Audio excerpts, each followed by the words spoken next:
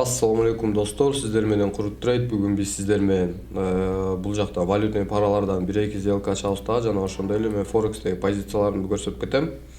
Ал жакта кечээ күнү биз деген өзүбүздүн группадагылар менен биткоин сатып алып, андан кийин биз саттык аны кечээ күнү. Полный позицияларды көрсөтүп берем, жана ошондой эле азыр данный момент актуальный болуп ачылып турган позицияларымды да көрсөтүп берем туугандар. Азыр биринчи биз бул жактан өзгө подходящий таап алалы. Так, мынакей ушул жерде эле жакшы экен, жарым сааттыкта. Бул жерде бизде мындай уровень бар экен туугандар. Мынакей. Бизде бул жакта уровень бар экен, уровень сопротивления бар экен. Азыр мындан кийин болсо, бир аз болсо дагы откат берип, это примерно ушул жерге чейин келип, андан кийин кайрадан өйдөгө повышение кетиши мүмкүн. Ошондой эле туугандар, бизде бул жакта өзүңүздөр көргөндөй эле мынакей голова плечо болот экен теханализ боюнча. Ошол туугандар, так, ушул жерден азыр биз эми 10 минутага пониженияга сделка ачалы. 10 минутага так, на понижение мынакей сделка ачтым туугандар. Эми мен сиздерге Форекс жөнүндө айтып кетейин. Так, Форекс жөнүндө биз биткоинде азыр данный момент кечээ күнү деген мен бул позициям, биткоиндагы позициям минуста болчу бул жакта. Так, ошондой историямды көрсөтөйүн. Мынакей история, мынакей числосу декабрдын 2-си болчу. Мынакей биздин сумма, ошондой эле алтындан иштеген прибыль мынакей туугандар. Алтындан иштеген прибыль жана ошондой эле биткоинден иштеген прибыльбиз. Астындагы бул минустарыбыз. Так, ошондо биз почти 5 күндүн ичинде биз $5000 акча иштеп атабыз туугандар.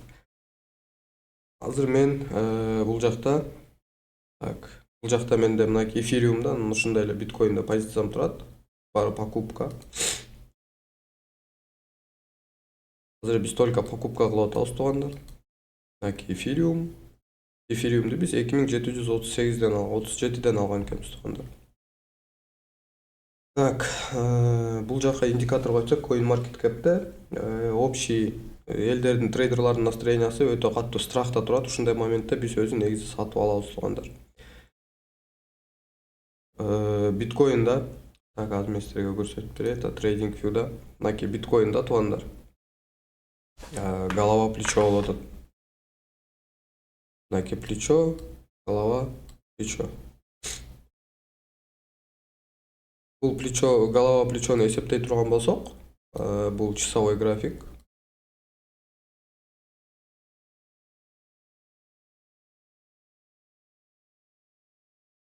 Примерно цель 102 экен. Өзү как раз ушул уровеньде бизде, ушул тармакта бизде как раз уровень бар өзү негизичи. Мынакей. Өзүңүздөр көргөндөй эле, бизде бул жакта как раз уровень бар туугандар. Ошондой эле азыр бул кайрадан бул уровеньди ретест кылып атат. Эгерде ретест кылып бул пробитие болбосо, биз бул жерден дагы бир жолу покупка кылабыз. Бирок мен азыр бир аз рисковать этип, ушул жерден деле дагы бир жолу покупка алып койсом болот да. Анткени пока мен жакшы эле прибыльде турам. Покупка ачабыз. Мынакей туугандар кетти.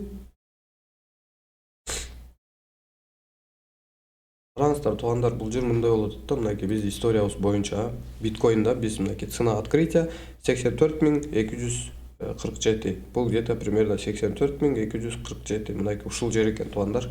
Биз ушул жерден ачылган экенбиз.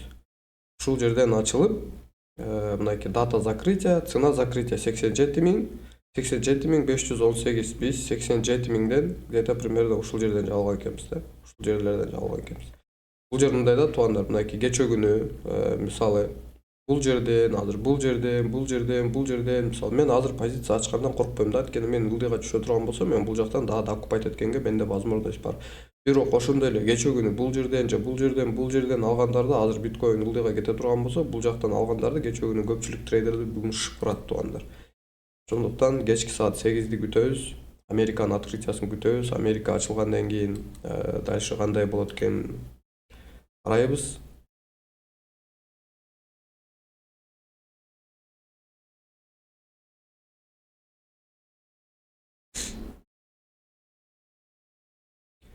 Так, бул жагы ошондой туугандар, мен позицияларымды көрсөттүм, бүт баарын түшүндүрүп бердим, вроде бы, в принципе, баары эле түшүнүктүү сиздерге. Так, позициялар турат мынакей туугандар. Мен кечээ күнү болсо VIP чатка жазып айтып түшүндүргөм, мынакей бул жакта балдарыбыздар иштешип атат. Мынакей менин позицияларым, ага чейинки позицияларды дагы көрсөткөн болчумун, мынакей.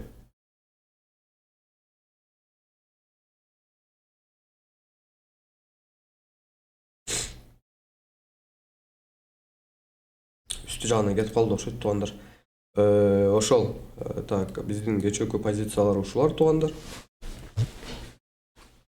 Ошондой эле ушу VIP чатка кошулуп иштейм десеңер достор, бизге Телеграмга жазсаңыздар, Телеграмдан биз сиздерге жооп беребиз, болгон маалыматты беребиз. Форекс менен иштейм дегендер, пожалуйста, жазгыла, келгиле, көрсөтүп беребиз, айтып беребиз, түшүндүрүп беребиз.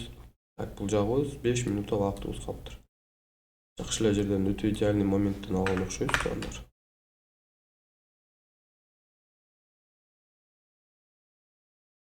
Идеальный моменттен алган окшойбуз.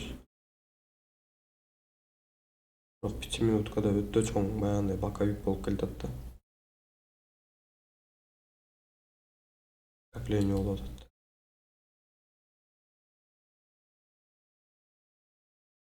Хотя бы бул жерге чейин түшүп бериш керек өзү негизи, бирок могу жердеги скопление мага бир аз жакпай турат да азырчы.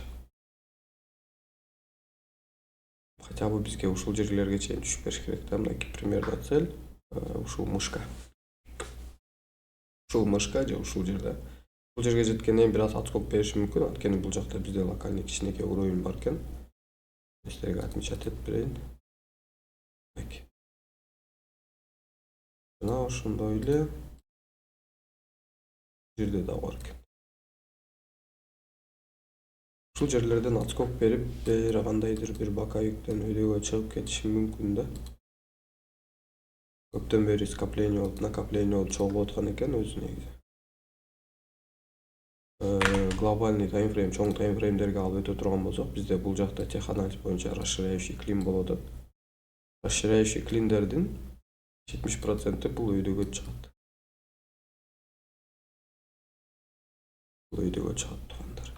Ошондой эле рынокто общий эгерде структурасын алып келе турган болсок, өзүнүн общий структурасын алып келе турган болсок, мынакей туугандар разворот алып келатат. Плавный разворот алып келатат.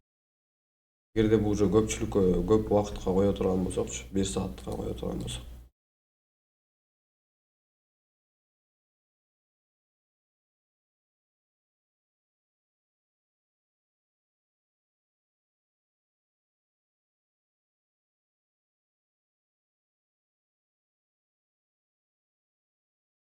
Үч мүнөт убакыт калды.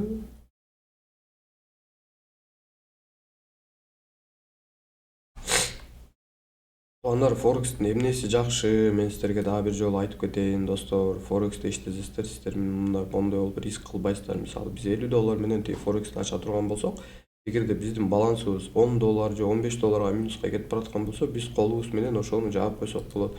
А бул жерден биз жаба албайбыз да, туугандар. Мынакей бул жерден биз пока колубуз менен эч нерсени жаба албайбыз.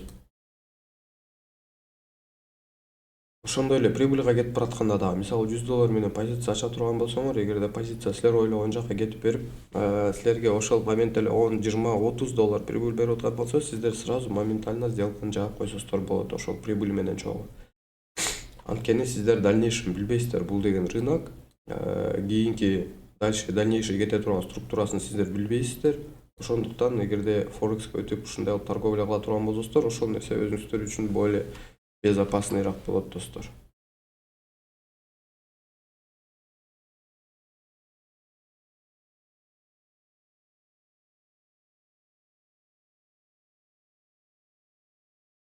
Телеграмда бүт толук информация бар, туугандар.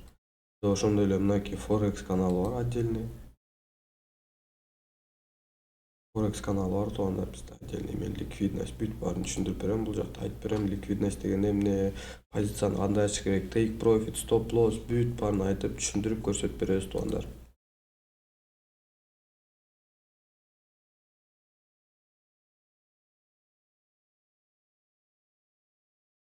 Болгондо бинарный опционуну башташ үчүн криптога кириш үчүн сиздерге бир $100 өйдө баланс керек болот да. Ошол минусу бар. Эми бул жака деген сиздер 1000 сом менен деле кирип сделка ачсаңыздар болот. 100 сом менен. Форексте деген ошол минимальный өзүңө нормально иштеш үчүн ал жакта $100 акча керек. Зато стабильно иштесеңер болот туугандар.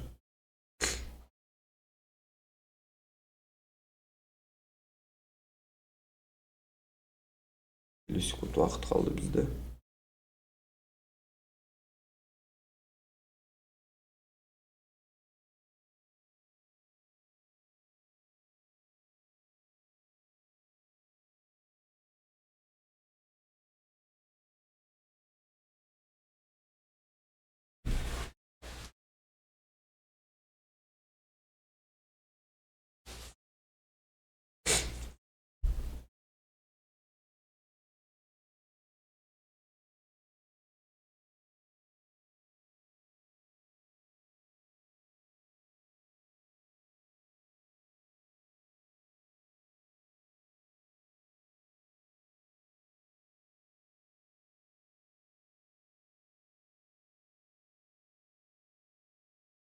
Биз плюс алдык туугандар, $46 иштедик на ровном месте. Бирок бул жака киргенден кийин азыр сиздер аналист үйрөнө албайбыз, негизи көп жылдан бери эле жүрүп, иштеп жүрүп, минуста жүргөндөр бар туугандар. Ошондуктан Форекске өтүп, Форексти жакшылап үйрөнүп туугандар, Форексти окуп, бизде китептери бар. Окуп, анан ошондой эле биз азыр данный момент эмне үчүн ушул именно крипто рыноктон покупка ачып атабыз, эмне үчүн биз башка валютный параларда торговля кылбай элебиз, Форексте, эмне үчүн биз ушул азыр данный момент мынакей алтын менен ошондой эле крипто рынокто жүрөбүз. Ошонун баардыгын бизден Телеграмдан, ошол информациялардын баардыгын биздин VIP чаттан жана ошондой эле Форекс каналынан алсаңар болот туугандар. Баарыңыздарга ассаламу алейкум. Кийинки видеороликте көрүшкөнчө саламатта калыңыздар.